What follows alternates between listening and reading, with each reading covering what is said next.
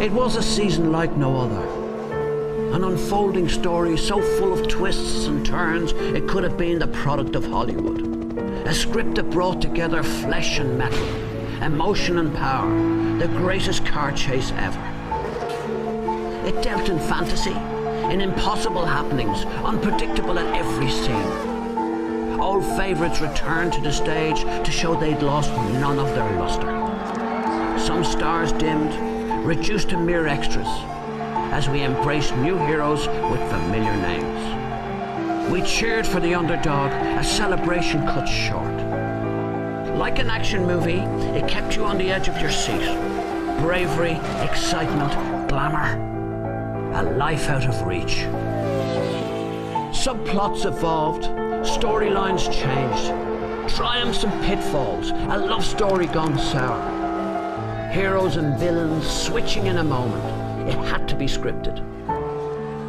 An epic tale requires the perfect backdrop, and this one was altered with every episode. Some of these supporting stars came with stripes, greeted with a warm fanfare.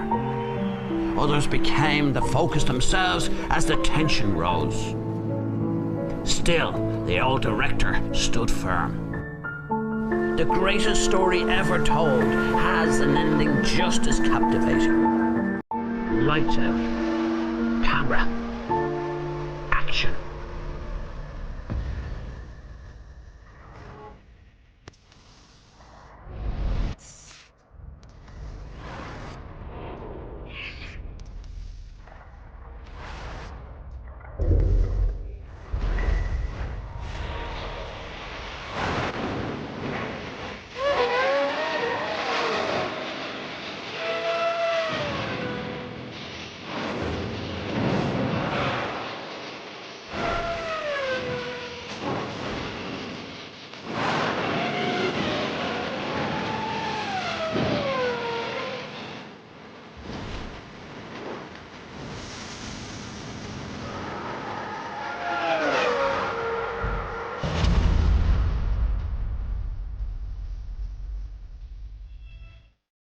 It's beginning to look a lot like Christmas everywhere you go. Take a look in the 5 and 10, glistening once again, with candy canes and silver lanes aglow. Happy Christmas, Oh, boys. lovely. I've got you some genuine, beautiful Irish coffees, just to warm the cockles of your heart. I've always wondered what you got in your head. What is it? I wouldn't ask. Anyway, happy Christmas to the three of you. Let's reflect on what was an amazing Cheers, F1 easy. season. I mean, all the chats a year ago from now was about 6 world champions on the grid. We'd never seen that before, had we? And we'll probably not see it again for quite some time, but it did give us an amazing season. I think that if you look, those 6 world champions, apart from Michael, actually, they all delivered. I thought the unpredictability of the season made it, for me, a standout year. I think what was amazing when we look back at the start of the season was Ferrari, wasn't it? You know, this is the team, the classic Formula 1 team. They've got so much resource, so much money, so much history behind them. They were so bad in pre-season, do you remember? The first day that we put the car on the track, it was a little bit of, more than a little bit, it was a big surprise. The expectations were totally different. There's no reason to mask that. For sure, I remember very well that we had a problem of speed, a lot of drag, a lot of instability, a problem of traction, so a lot of things. Were there any unwelcome surprises, things that you didn't expect? You always have, you know, in the new car you always have. You know, it's just the beginning of a big, you know, job to have a consistent and competitive car. We know that this kind of competition is also a psychological game. If you shout outside the problem that you have inside, it doesn't help. It was a moment where we had to regroup and try to solve. Knowing that you don't have any magic touch, you cannot solve the things from one night to the morning after. I think that was, I would say, the most difficult moment of the season.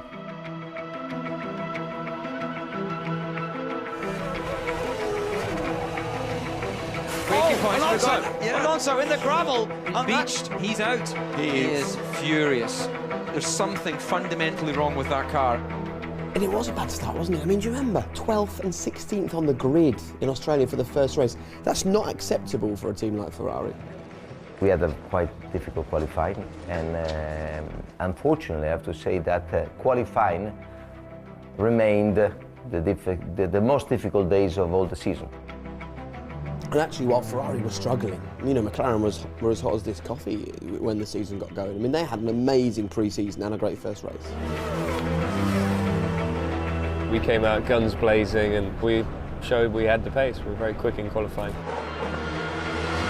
Lewis Hamilton has taken pole position. That was an incredible performance from Lewis Hamilton. Button now goes second. We locked out the front row, which is always nice at the first race, and I got a good start and got Lewis into turn 1. Lights out, away we go. Hamilton and Button going for the first corner, and Button has got a good start. Jenson Button is ahead. Jenson Button, this is impressive stuff. Really felt good in the car, you know, the car was working well. Button wins in Australia. Oh, fantastic. What a great way to start the year, guys. The car is beautiful and she's quick.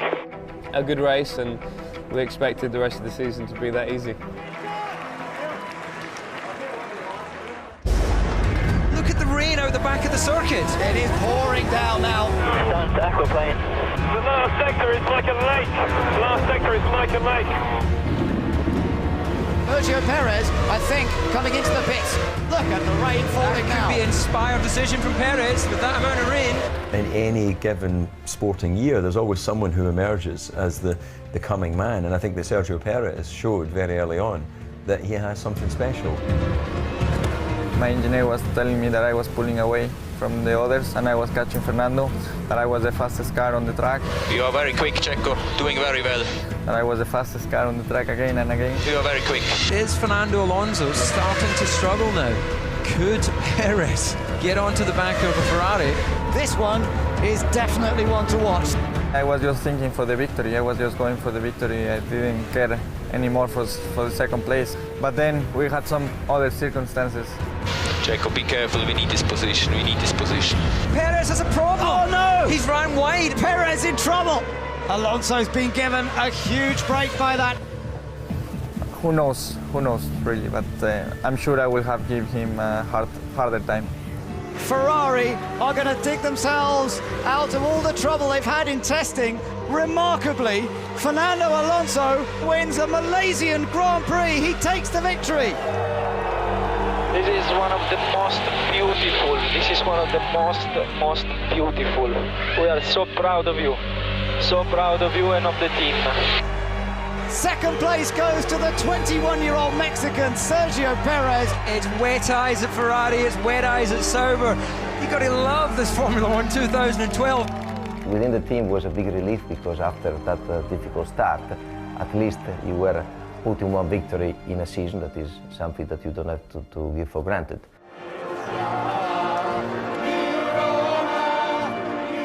A tough time, obviously. Ferrari, when things goes well, everything is exaggerating, and when things goes bad, everything is dramatic. And I think it's not affecting us, but any win or any good result in this first part of the championship that we are struggling a little bit, for sure make people happy working tomorrow in Maranello 8 o'clock.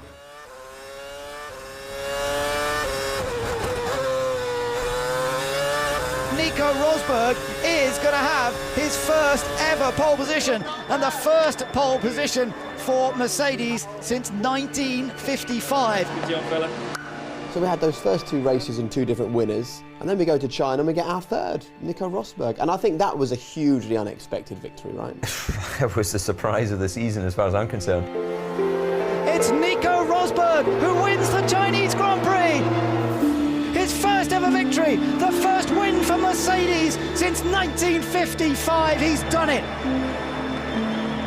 There was a double DRS on that Mercedes car, which enabled them to gain even more top speed than anyone else. And at that point, it just, on that track, on that day in history, gave them this massive advantage. How does it feel? Oh, fantastic. No, thank you to everybody at home too, who is a part of this. And part of this effort today, and no, it feels very special. You know, finally, it's been a long time coming, so fantastic. I didn't see you kiss the trophy up there on the podium. Wonderful. Well done, son. As it turned out, that was the high point for Mercedes in the whole season.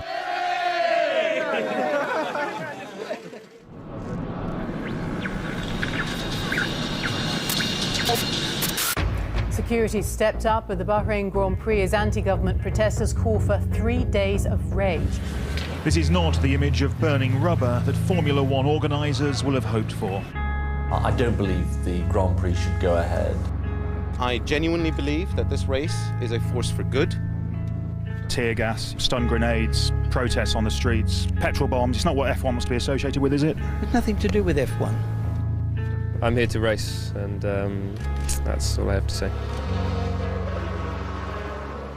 Until we went to Bahrain, Red Bull had had one podium, and I remember the newspaper headlines. Has Adrian Newey forgotten how to design a fast car? What's happened to Red Bull? We were in a luxury position 2011, winning so many races. It was never expected, you know, when we got to the track that we come to the circuit and win. But we were always, you know, in a very strong position. And in a way, I probably now have to admit that you get not used to it, but somehow maybe in the back of your head you have the expectation to fight for the win, to be able to do that. And at the beginning of this year, we weren't. We simply were not in the position to, you know, fight for victory. Sebastian Vettel has not only had a terrible qualifying, he's now had a terrible start. He's down in 15th place. He took it remarkably well. I mean, he knew that it was a long game and it was a question of picking up the points on the days you couldn't win, you know, maximising your chances. Unfortunately, Malaysia, we had an incident with Karthikeyan and lost points there. China, he did a strong race on a slightly different strategy, but we still managed to get, you know, sensible points out of that race. And then, of course, we got to Bahrain, where you know, we got our first win of the season. This is wonderful racing, and Vettel has certainly not got it all his own way as he tries to take his first win of this 2012 season. Kimi Räikkönen has closed that gap remorselessly. This is world champion against world champion. Here comes Kimi, he's got a chance. Go. He's going down the ends. Oh, and he can't make it because Vettel just moves there. Sebastian Vettel wins in Bahrain. It's the first Red Bull win of 2012. The first win of the season was a big relief. It was a great race with the pressure from behind. Kimi was very quick in the race. Arguably, he was quicker than us, but we still won it. Okay, Kimi, excellent job, mate. P11 to P2. Yeah, thanks, everybody. I had one chance, but we put ourselves in a position to fight for it for most of the race, so then it was disappointing to lose by a few seconds. He weighed up the situation and risk versus return. He knew he didn't have the fastest car in Formula One, so he was going for consistency. And at that stage, it did look he was a bit cautious, but it gave him a second place. He came from, what, 11th on the grid?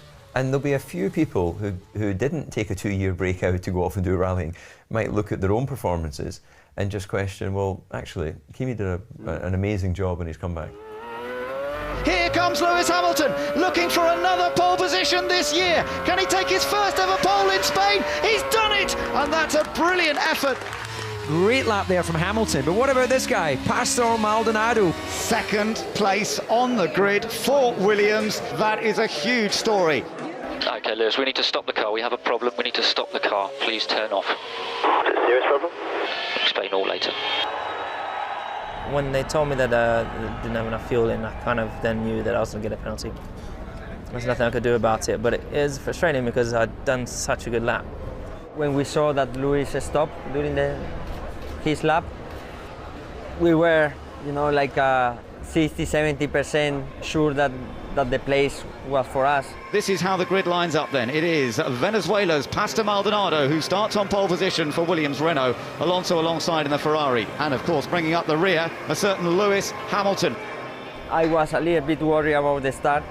They've been always, all through the season, starting very well, you know, and we've been starting very bad. Lights out, away we go. It's Williams versus Ferrari. Pastor Maldonado good, but Alonso's got a very good start from the inside. Alonso takes the lead into the first corner, but Maldonado's trying to stay with him. No, he can't. Alonso got the place at the first corner. I knew that our car was the strongest. We did a great strategy. I gained the place on him on the second pit stop. Maldonado there, he's going to take the lead. That was a great effort by Williams and by Maldonado. And after that, he tried to put a lot of pressure.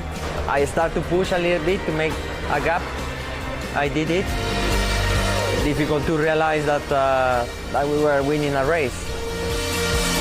Pastor Maldonado wins in Spain. It's the first Williams victory since Brazil 2004. That was special.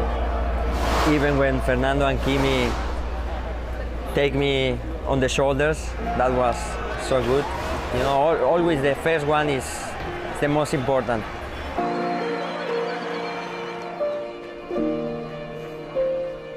I didn't think Williams had still got their mojo. I didn't think that they could actually become winners again. And Maldonado, he was no big star coming into this. He was a pay driver. And for pay drivers to win in Formula One, hats off to them. I love it.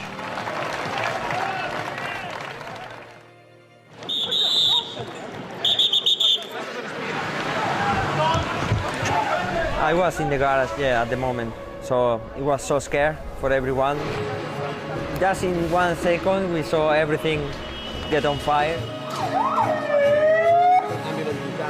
We saw some of our guys burn. It was a difficult time for the team, you know, after such a big victory and such a big moment. Off that amazing high of victory, then we had the shock afterwards, where they had this fire in the pit box, which I think showed the best of Formula One actually, because all of the teams came together with the fire extinguishers and really showed that in difficult moments like that, Formula One is a small community. Meanwhile, Michael Schumacher had, well, a moment of madness, I guess you'd call it.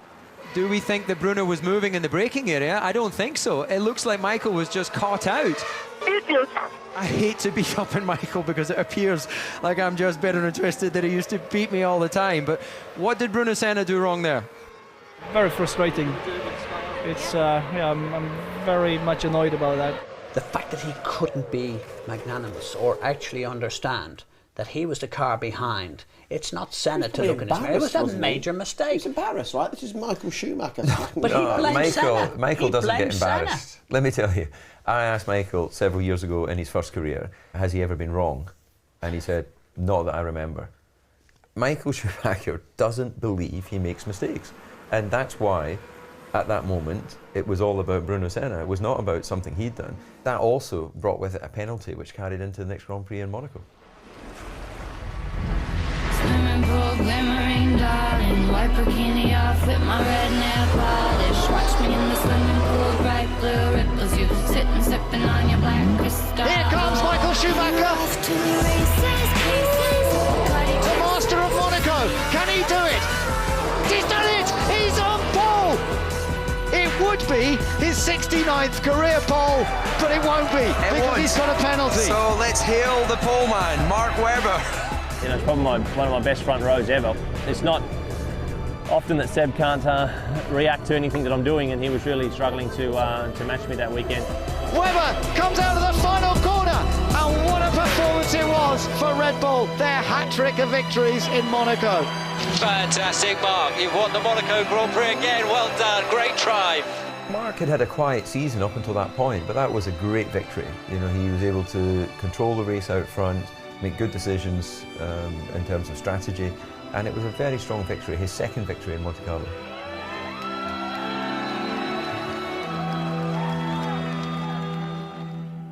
Shake that bottle and make it!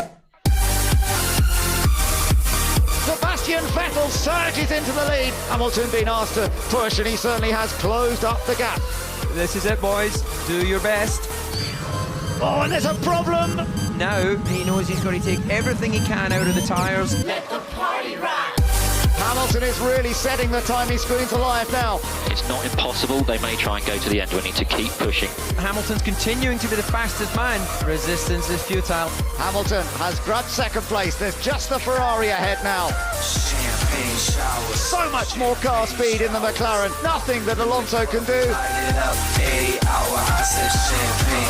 Lewis Hamilton becomes the 7th different winner of 2012. Now wants you to grab guys. Shake that bottle and make it. Yeah, I do remember it being nice to be at the top of the field, but it lasted for a very, very short period of time, which is probably the most disappointing part. It was a fantastic team victory based on the correct strategy, despite another slow pit stop, which had been something that dogged McLaren at the beginning of the season. Yeah, so you described that as a great team victory. Do you get the impression that even that early on in the season, Lewis is starting to question if that is the right team for him to be at? You know, I don't know what's really going on in there in that mind of his. And there must have been things that said, look, at the start of the season, we have the best car. We should be champions. But finger problems with the team. We know what went on. The tyre choice, running over his own tyre. Too many things where the team made mistakes. Hamilton comes in. It was a very slow stop for Hamilton. He's caught the rear wheel. They haven't been able to get the wheel out of the way in time. Oh, he's lost massive amount of time in the pits once again. It was frustrating because from those positions it should have been easier with the car that we had to have won. In my opinion, they went in for sub 3 second stops too quick. And as a result, too many finger problems occurred. Yeah, we had problems with the pit stops, and a lot of it was we were trying new things. We were trying to bring in new jacks, a new type of gun, new type of wheel nut. There were so many things that we were trying, and it was maybe just all a little bit too much at once. Was it worth it? Would have been nice to have done it over the winter. Is it possible to lose the chance to fight for a championship after only 6 or 7 races of the year? Because it felt like this was the point where Jensen's attempt to be world champion fell away. Don't have, the pace. Put too much understeer in the car. Let's work that one out. Button is back in the pits. Does that mean it's over? Was Jensen thrown in the towel? Jensen Button 10th. You don't have 3 bad qualifying sessions and understand what's going wrong. Hamilton, and look how he's going to be lapping Button in a minute. Where's he gaining on you? Everywhere. Not a lot to say about that really, is there? As you've probably seen on the TV screens, Lewis has won the race. Today I was probably 1.5, 2 seconds off of the pace of the leaders. And I don't think I've ever been that before, especially in a car that's won the Grand Prix. I don't understand why we're getting so much locking. I mean, the locking is unbelievable. It's everywhere. I don't know if the circuit changed or what, but I just couldn't slow the car down. The conversation I'd have with Jensen would be quite colourful. I'd want to know what on earth's gone wrong. 4 points in 4 or 5 races, you win the first race, your teammates just won the race. Yeah, really tough part of the season. We thought it was tyre warm-up issues, and when the pit lane has tyre warm-up issues, I always have even bigger issues. And it's something I struggled with since 2009. At which point of the season did you think that your championship chances were over? Pretty early on when I was asked the questions, but you're never going to turn around and say, yeah, it's over for me, the championship. You've got to be very careful with what you say. You know, you've got to keep these guys positive. They're working flat out. You turn around and say, no, we're not in it anymore.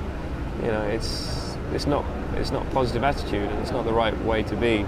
But it was always going to be difficult, you know, even after sort of Monaco, Canada time.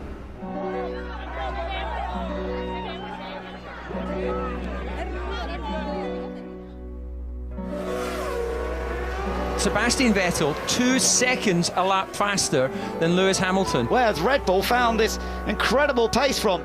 Sebastian was in a league of his own that weekend. He got the pole and then he was something like 20 seconds in the lead. He was at one stage 2 seconds a lap quicker than the opposition, and arguably it was our most competitive race. Simply had the pace for the very first time really to just disappear. And then we had the problem with the alternator. Vettel in trouble! Alonso leads! Major dramas here in the European Grand Prix! Vettel has slowed to a stop, and Adrian Newey can't believe it! Obviously it makes you angry. It's nothing you've done wrong. Disappointed and angry that we didn't finish the race. Hamilton could be under pressure here from Maldonado. I could feel the tyres going off, and I said to the guys, these tyres are not going to last. In that moment, I was 3 seconds quicker than him, fighting for the podium. He was in big trouble with the tyres. Oh, Oh, that's tight, that's so close. They're almost touching wheels at 180 miles an hour. In hindsight, I could have easily just let him pass. But Hamilton will fight it with everything he's got. In the heat of the moment, you're not thinking about that. You're thinking, I've worked so hard for this position. The team needs the points. I need the points. There's no way I'm going to give it up without a fight. And he breaks a little early, and Maldonado tries to go around the outside of him. They almost touch, but they're not quite. But it was he over the top. Hamilton's in the wall. I didn't expect Lewis to defend and to put me out of the track. I didn't expect that from him. Hamilton in the timer, he's out of the European Grand Prix. He beats the steering wheel. He cannot believe what has just happened. But then sometimes you just have to remember which driver you're racing with. Next time, if I will be in the same position, I will do the same. Astonishing drive from Fernando Alonso. That's great, brave stuff. And Fernando Alonso is the first repeat winner of 2012 and the first time he's won in Valencia. Very difficult feeling to describe, winning at home. Giornata fantastica.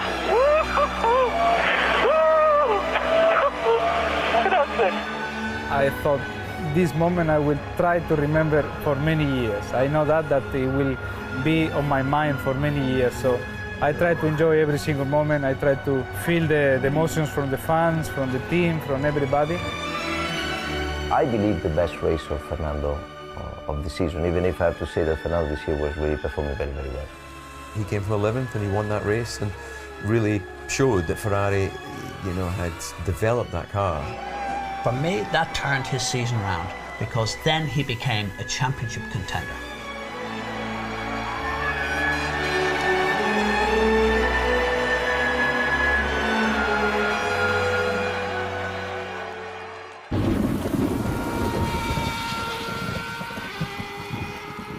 And then, of course, we came home to Silverstone, where it rained all weekend, meaning there was really only one way to arrive for this year's British Grand Prix.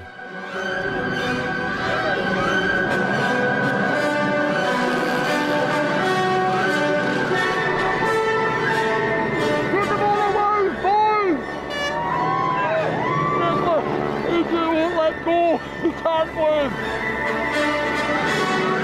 Everyone's in the campsite. Drivers walking around the track. I love the British Grand Prix. That's crazy, man. So we'd had our weekend high, and then it was Mark Webber's turn to have a high point, wasn't it? What did you think of that race weekend for him? There's something about Silverstone and Mark Webber, it brings out the best in him. Lights out, away we go, and it's a good start from Alonso and Webber. Oh, he just gets in front of Webber. The race itself was boring probably for people to watch, but it was a very good battle in terms of every single lap, because with Fernando you're not going to get any free half-a-second chunks off him because he's always consistent with his times. Webber's going to try and go down the outside into Brooklands for the lead. It's Mark Webber side by side with the Ferrari. He's done it. I had to make sure I got the move done, and I know that section of the track very well, obviously, so it was I was confident I'd get the job done, and we did. Brave pass around the outside into Brooklands. Mark Webber, he is going to win the British Grand Prix. He needed that. It brought him back into the hunt within the championship. And while Mark Webber was picking up the win, Fernando Alonso was also on the podium, finishing second there. He won in Germany, he came fifth in Hungary. He was always in the hunt for the points. Alonso takes his third win of 2012. Lewis Hamilton comes through to win the Hungarian Grand Prix. The championship leader Fernando Alonso in fifth place. And all this consistency, picking up point after point after point, it left him 40 points ahead in the championship battle. Was Seb driving like a man under pressure at this point, do you think? I mean, there was that overtake around the outside of Jenson Button, four wheels clearly off the circuit, 20-second penalty. Sebastian Vettel trying down the outside, trying to outbrake the McLaren, but can he get turned in? No. Racing for second, he's done it. Yes, gentlemen, the FIA are aware. I think that a lot of what happens in the Grand Prix is just reactive, and he tried to go around the outside of Jenson. Jenson very fairly gave him as much space as he needed to. And at this point, the message was clear to Sebastian Vettel, and it was, if you want to be the third ever hat-trick world champion in the history of the sport, you're not going to have it all your own way. You've got to fight for this title. I think we were very pleasantly surprised from the start of the season how many real contenders there were. We know clearly we had 7 different winners in the first 7 races. So this time it had changed. He had to get a grip of this thing. He really needed to get this championship by the scruff of the neck if he was ever going to feature in the outcome. We're getting ready to go for the Belgian Grand Prix.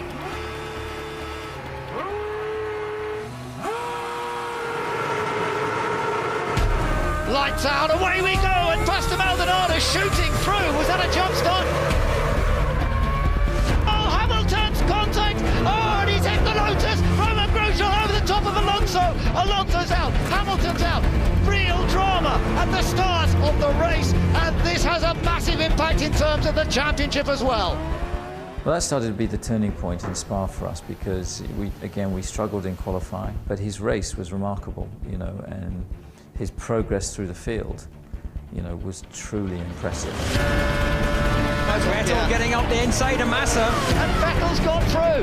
Sebastian Vettel goes round the outside of centre if he can just finish it off. Yes, he does. Vettel's gone through. He's gone past. Look at this, Vettel having an attempt to get past Schumacher. Jenson Button takes victory at Spa. Vettel finishes second. A great recovery and moves closer to Alonso in the championship. When Fernando looks back on the 2012 season, there'll be a couple of moments where he thinks, that was a big, big moment for me. And one of them was right at the start of the Grand Prix in Spa. For all the wrong reasons. It wasn't a big moment because he was winning the Grand Prix. He literally almost lost his head. It was horrific. Anything could have happened. We could have had, at worst, we could have had a fatality. And this wasn't the first time that we'd seen Grosjean causing issues at the start of a Grand Prix.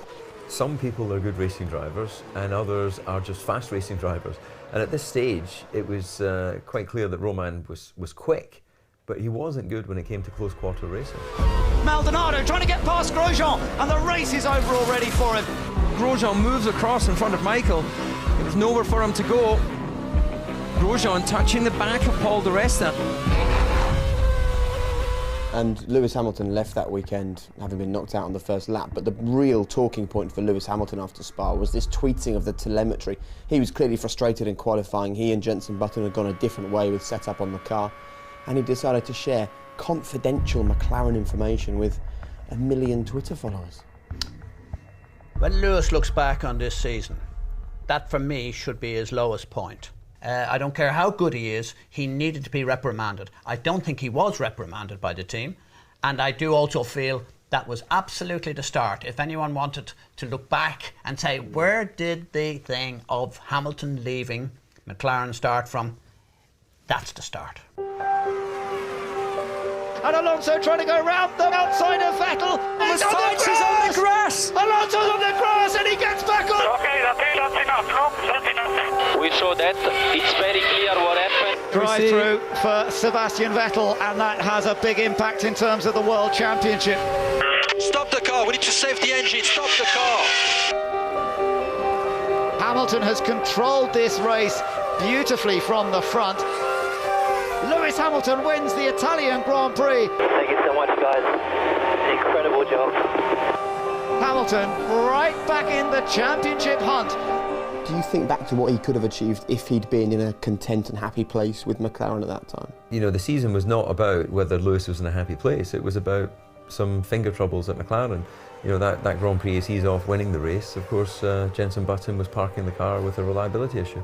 And of course, it was the week building up to the Monza Grand Prix that you'd announced to the world that you believed Lewis was leaving. Did you think that at that time his mind absolutely was made up about walking away from a team that had given him another win that weekend?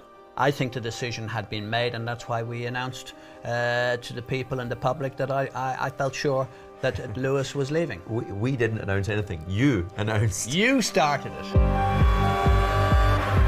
Hamilton has been in a class of his own all weekend, hasn't he, David?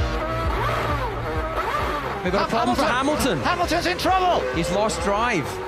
Another failure to finish for Hamilton by the looks of it. His World Championship hopes are disappearing rapidly with that. Yeah, I mean, we've had a great car to be able to compete for World Championship, and the fact that we're not is very tough for all of us to be able to deal with, because we could absolutely easily, without reliability issues, be competing for a win, the championship, both constructors and drivers.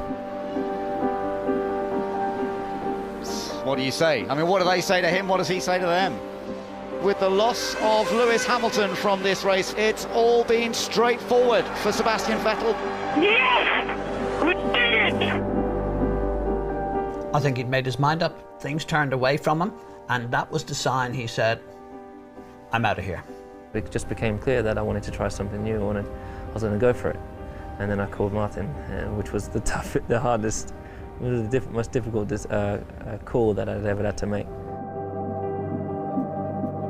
The Formula One racing driver Lewis Hamilton has left the British racing team McLaren and signed for their rivals Mercedes. It brings to an end the former world champion. This leaves a big question mark over the future of Michael Schumacher, the man Hamilton's replacing at Mercedes. But at some point, it's good to say goodbye, and it might this time even be forever.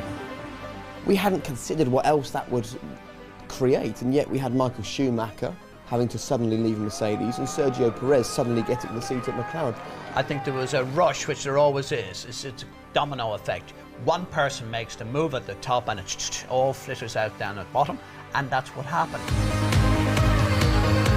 Perez, once again, the young Mexican driver, has starred here today. Yes, Checo, yes. Fantastic, Checo. Great. Middle of July, more or less, is when the first contact came from McLaren, but I didn't pay too much attention because I never thought Lewis was going to leave the team, so I didn't want to make too much expectation on that. We were very surprised to see Perez because I thought Paul di Resta had a decent shot at that McLaren seat. I've got no hard feelings because at the end of the day my paths might cross in a year, they might cross in 10 years' time, and it's what it is. You know, you've got to deal with what you're dealt with in life, and you know, I'll just keep pushing, try and keep myself in the framework for these drives in the future, do my job on track, and hopefully that'll do the talking for me. In Spa and in Japan, unfortunately, we didn't do any even a corner.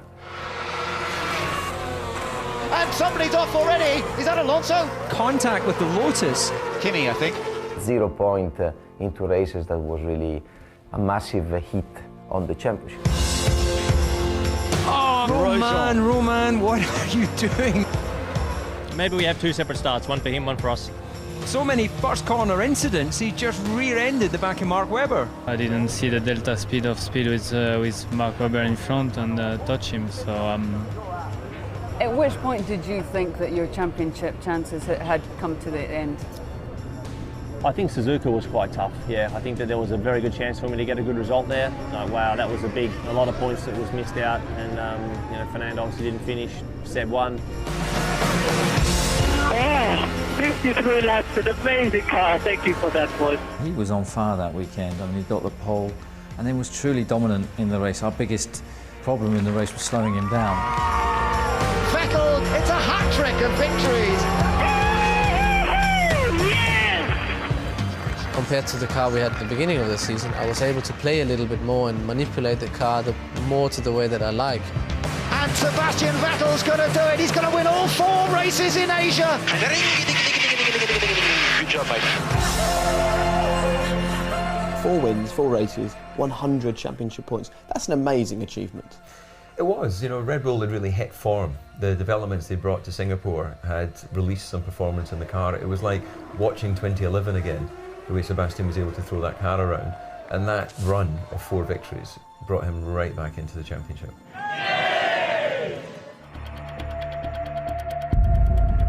Whereas Abu Dhabi has been quite a good place for us in the past, on that particular day it wasn't. Sebastian Vettel comes out of the last corner. He's third. It was obviously a good session for us. Alonso's not going fastest. Unfortunately, it was 6 cars faster than us today. Stop the car, stop the car. I mean, that night we were waiting to see what was going on. I mean, it was very long to understand there was no fuel in the car. But anyway, I don't want to, you know, you understand what I mean. Sebastian Vettel's been demoted to the back of the grid for a fuel irregularity. Sebastian Vettel starting from the pit lane. Yeah, for sure it was a big hit because, you know, the championship is closing in and there's less and less races to you know, maybe make up for things like that happening. No, that was tough, but we took a strategic decision to say, okay, we're starting from the back, let's withdraw the car from the grid and therefore out of park firming, make a few little changes, because if we're going to overtake, you know, we're going to maybe need to take a bit of wing off the car. In the end of the day, you know, I think it was a strong point for us to see the opportunities we had, rather than always thinking what would be if. Get on with it and focus on the race. A track layout which hasn't seen much overtaking. Vettel will hope to change all that. Before the race, he had the confidence. He said, I'll see you on the podium. I thought, well, that's confident. Lights out, away we go. Lewis Hamilton lights it up. Starting from the pit lane, this is about scrapping for a few points. Alonso gets alongside, he's trying to take the place. What a move! Vettel goes on the attack. Sebastian, there is damage on your right-hand side. A difficult afternoon, looking like it's going to get even worse. Rosberg is out. Rosberg has crashed out of the Abu Dhabi Grand Prix and safety car has been deployed. What is he doing? He's stopping all the time. That's definitely damaged his front wing now. It looks like he will need to come for that nose change. So then he's had a wing change. He's at the back of the grid again for the restart, and then started to come through the field. Now, can he challenge on the restart? Vettel gets the line. Grosjean's still there. Vettel eventually gets it. Hamilton's in trouble. What is going on? Kimi Raikkonen leads the Abu Dhabi Grand Prix. Alonso goes up into second place. He's got past Maldonado. What a break. Oh, there's Philip touch Webber as well. It's all gone horribly wrong. Will there be another safety car, Ben? This closes it all up together, and suddenly Sebastian Vettel will be with the race leaders in a fast Red Bull. Sebastian Vettel as he tries to find a way past Jenson Button. This is for a podium position, remember. Oh, and there's Vettel trying to get past Button. He might have done it this time. Oh, beautifully done. Alonso is charging here. He's looking for victory. Can you tell me when it gets to the end, Ben? I'm covering my eyes, the excitement here. Alonso running out of time. He's done it. Kimi Raikkonen wins. Alonso finishes in second. Sebastian Vettel, a brilliant third place to retain the championship lead. That was just such a tenacious drive. We limited the damage. Fernando only scored 3 more points than us. And that was a crucial moment, because, you know, we could have quite easily left Abu Dhabi, you know, with having lost the lead in the championship. Thank you, boys. I told you, never lift, never stop believing. Fernando Alonso was delighted to be on the podium yet again, but seeing his main championship rival there as well, I think really took the wind out of his sails. Well, it was not easy from the emotional point of view to handle, because you felt that we didn't take the opportunity that he was given because of external things that we were not able to control. Vettel was very lucky. He had a lot of luck with the safety car. He had a lot of positions that he was able to make up, pit stops, the whole lot, and it resulted in him being on the... Ferrari would have been distraught. That was, for me, the pure sign, if they first signs for them, that, hey, this championship could be going away from us. And how surprised were you that in his comeback year, Kimi does what Michael Schumacher couldn't manage and picks up a win? We had a good speed, and it shows what we've been saying, that if we can put ourselves in a clear air and use our kind of flat time speed, then we can challenge for wins. A lot of emotions, I have to say. I mean, a lot of great feedback from everybody, and maybe the most important is I think the whole paddock and our main competitors in the paddock went to say congratulations. So that just shows how we have the respect in this paddock, and our people was happy for us to win. And it's to show 25 years for Lotus without a win, 4 years for Enstone as well. So this is something which was missing, and we were all hungry about it. Kimi is a winning Grand Prix driver. He's an ex-world champion, and he gave us all, I think, probably the radio moments of the season when they were trying to give him some advice from the pit wall, and he's like, yes, yes, yes, I know what I'm doing. Okay, Kimi, we need to keep working all 4 tyres, please. Keep working all 4 Yes, tyres. yes, I'm doing all the time, so you don't have to remind us. I think this is going to be big for the United States. You would have never thought in 100 years that Austin, Texas would have had a racetrack like this. much more better than NASCAR or even IndyCar. It's gone all wrong for Ferrari for only the second time this year. Alonso's been out-qualified by his teammate Felipe Massa. Alonso now starts 7th, and Massa, he's had a gearbox penalty, a bit of tactics there from Ferrari. He starts down in 11th. We had Massa having the seal broken on his gearbox, so then he took a penalty that allowed Fernando to move up a position. Yeah, it was very frustrating. I mean, to give away 5 places like this to help the team and to help your teammate. Maybe it's difficult to find other drivers which will do that. It's a team sport, and we had this opportunity from the regulation point of view, and we took it, full stop. The race was all about Lewis Hamilton. Vettel has got it under control right now. It looks closer to me, Ben, than he has been. Lewis Hamilton on the attack. Vettel knows it. He goes defensive to the inside, and Hamilton sweeps past him. Lewis Hamilton, he's the first ever winner on the circuit of the Americas. Oh, that was amazing, guys. Woo-hoo! That was wicked. This was one of his strongest seasons. He didn't win a championship, he didn't win as many Grand Prix as he should have, but he certainly showed he's world class. Fernando Alonso takes 3rd place to keep this title challenge alive. We've won our 3rd consecutive Constructors' World Championship, which we're all immensely proud of. If we were cruel, we would say McLaren blew this championship. They had everything in their favour, from drivers to car to designers to budget to everything. They blew it. I'll miss being in the garage. I'll miss going to the factory. I'll miss all the people that I get to work with very closely. I'll miss the Rocket Red shirts when we succeed and we celebrate together. I'll miss being in the garage, and yeah, it's going to be tough. Anyways, I don't want to talk about it too much.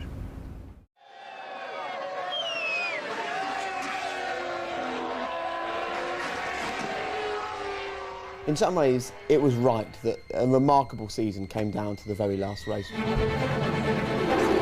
One of these greats, and there's no question, Sebastian Vettel and Fernando Alonso are great, great drivers. One of them is going to walk away with this title today. Which one? In normal condition, Sebastian would have easily taken the place because he is very good, the car is very, very strong. But we also know that when you are under pressure, you start to tremble. 13 points the gap in the championship. Even if Vettel falls off the road, Alonso has to finish top 3 to win this championship. None of us could have predicted what was about to unfold. Everything that could happen, happened, and everything that could go wrong in a way went wrong. Lights out, away we go, and Hamilton versus Button off the front row. Vettel away slowly. Wow, we have a race on our hands. Vettel did not get away at all well there. It seems that he had the worst start of the season. For Sebastian, because of the tension, that is natural. I mean, nothing strange. They are very young guys, don't forget that. As a Red Bull, it's Vettel! It's He's Vettel! Been hit. Down at turn 4. How much damage is on the Red Bull? What drama here on the first lap in Brazil? At that point, you think that's it, it's over. It was obvious that Fernando, because he always is on the podium, was going to finish on the podium, which is what he needed to achieve to win the championship. Usually in that moment you think it's over, you're out of the race. In that particular moment probably it's over, I'm out of the championship. But in that case I just wanted to get going again.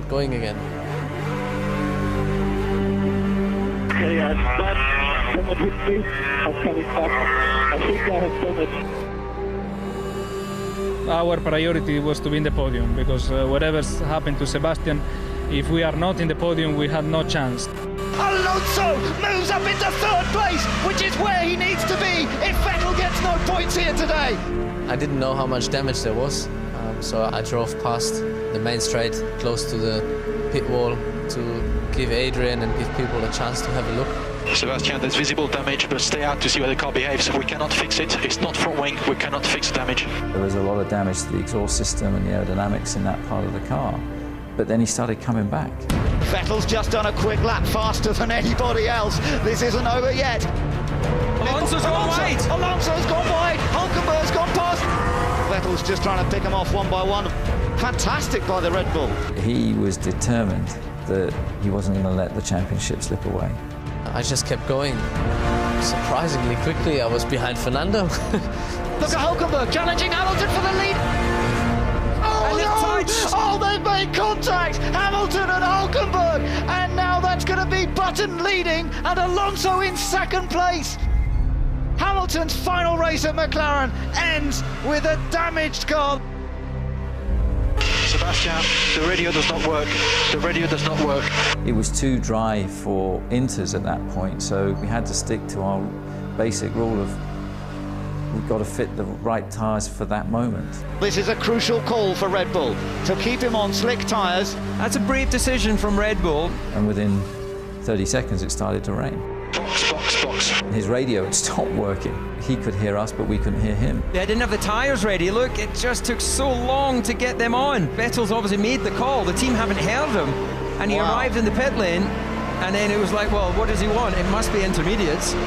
If they finish where they are now, Alonso would be world champion. Again, at that stage, you think, that's it, it's gone. And you think it's all over. But then again, Sebastian started coming through. Brave cut back into the inside. And he got himself back into that vital 7th position that became 6th when, surprisingly to all of us, Michael Schumacher waved him through. Michael Schumacher. His gift in his last race is he doesn't put up any resistance at all to his young German friend. We were really hoping that it would have been a better fight, but I think that Michael finishes his career there. He didn't want to be seen the one that was keeping the world champion behind. Sebastian, this position is good enough. Your current position is good enough. 10 laps to go, I had the call that where we currently are is enough. But still I tried to push because maybe, there's some odd situation, someone spins. Andres has had a crash. They are behind safety car. There will be no further changes. Jenson Button takes victory. Second place goes to Alonso, but with 6th place, Sebastian Vettel is the 2012 Formula One World Champion. You're the world champion. You're the triple world champion, Sebastian Vettel. You are the man. You're a triple world champion. Having succeeded and everything just falls off, and it just... Straightforward, mate, wouldn't it? Straightforward. In a way, you don't even have the power to maybe realize what happened or the power to celebrate the way you probably thought or dreamt of, celebrating.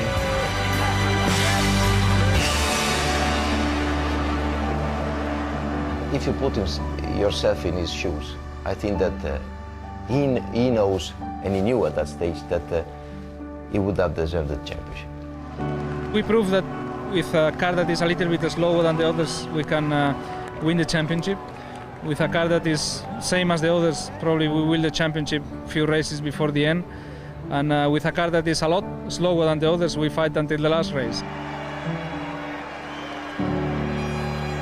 I think we have probably seen the best of Fernando Alonso. That's his strongest ever season in Formula One. He didn't win the championship, he's won it a couple of times before with Renault, but he was the most complete driver. The way he motivated the team, the way he raced, he took some big risks. The only 2 non-finishes came because other people ran into him.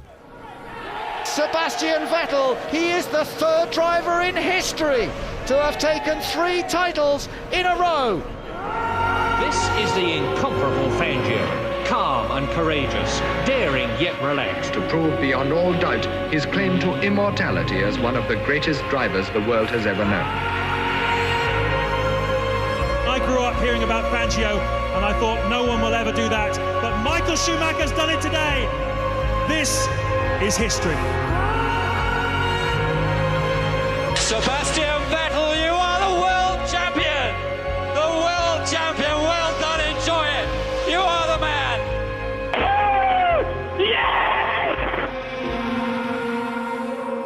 Rather than to look up in a certain book, check the number, look, I have done this, we have done this. That's not what it really is about, it's looking back, thinking of the race in Brazil, looking back, standing on the wall in Japan, looking back, crying and feeling completely empty in Abu Dhabi. This is what you you know, was what no one can take away from you. And I think this will last probably until the last day I'm on this planet, and we'll say goodbye at some stage. It's only a great driver in a great moment is able to deliver that package. For me, he will in time become one of the real greats of our sport.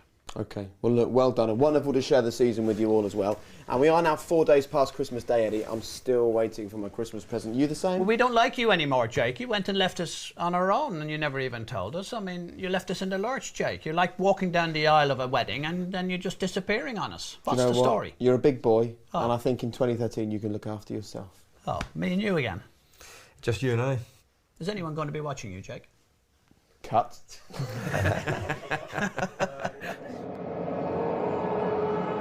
Lights out, away we go! You're going to love this Formula 1 2012. Most beautiful. Oh, it's Alden in the wall! We're so proud of you. He's done it! Sebastian Vettel, you're a triple world champion. So long, farewell, but not goodbye. I know we'll meet again. 'Cause I've seen in your eyes the spark that lights the dreams of Rocket Man. And you still chase that light that takes you to a place you'll always know, takes you home. And I don't know if I will make it. All I know is that the sun keeps on shining when you're gone. So I ride the wind that takes me to that time when we were young, and you were always number one.